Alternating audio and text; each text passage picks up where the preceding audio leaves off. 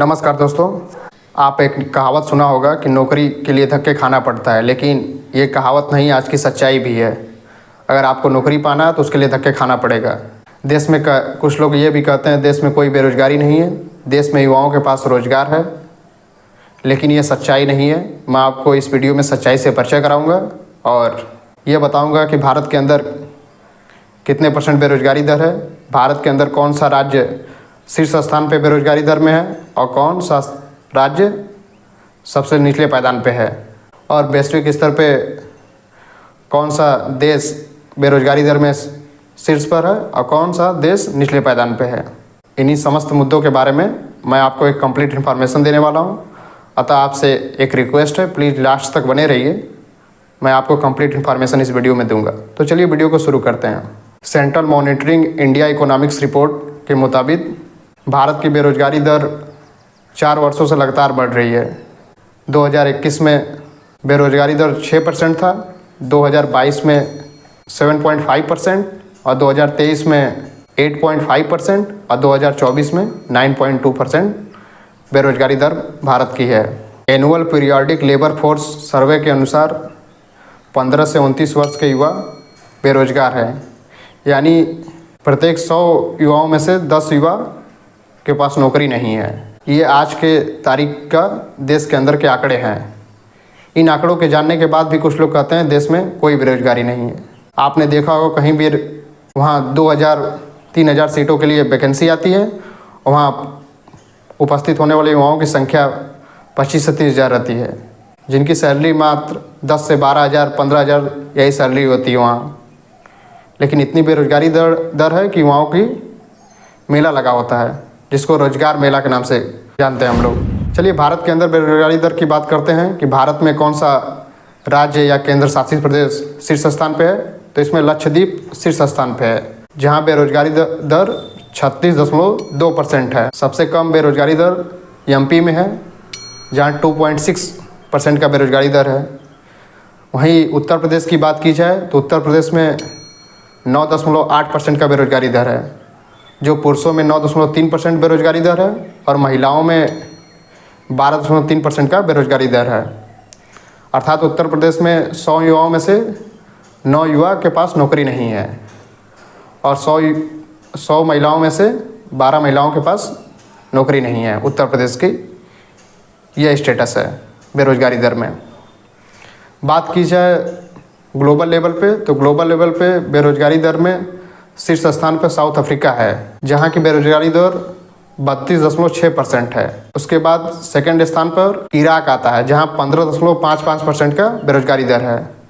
और सबसे कम बेरोजगारी दर कतर में है, जहां 0.1% बेरोजगारी दर है। यूएसए में बेरोजगारी दर की बात की जाए तो यूएसए में बेरोजगारी दर 3.8% की बेरोजगारी दर यूएसए में है। मिनिस्ट्री ऑफ एजुकेशन रिपोर्ट 2021-22 के अनुसार हायर सेकेंडरी स्कूल में इनरोलमेंट कराने वाले स्टूडेंट की संख्या 4.14 करोड़ है। वहीं UDISC के अनुसार हायर सेकेंडरी स्कूल से ड्रॉप आउट लेने वाले स्टूडेंट की संख्याओं की बात की जाए तो उसमें बॉयज़ का रेट 13% और गर्ल्स का 12.3%। यही युवा स्कूलिंग कंप्लीट करने के बाद ये डिसाइड करते हैं कि हमें किस सेक्टर में जाना है, हमें मेडिकल सेक्टर में जाना है या इंजीनियरिंग सेक्टर में जाना है या ITI सेक्टर में जाना है।